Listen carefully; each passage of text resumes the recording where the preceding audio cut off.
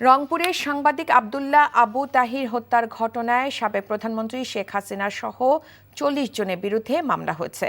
আর আবু সাইদের হত্যা মামলায় পুলিশের সাবেক আইজি, রংপুরের সাবেক পুলিশ কমিশনার সহ ১৭ জনের বিরুদ্ধে আরেকটি মামলা হয়েছে। ফ্রিল্যান্স ফটো সাংবাদিক আব্দুল্লাহ আবু তাহিরের বাবা আব্দুর রহমান সকালে রংপুর মেট্রোপলিটন জুডিশিয়াল ম্যাজিস্ট্রেট আদালতে মামলা দায়ের করেন।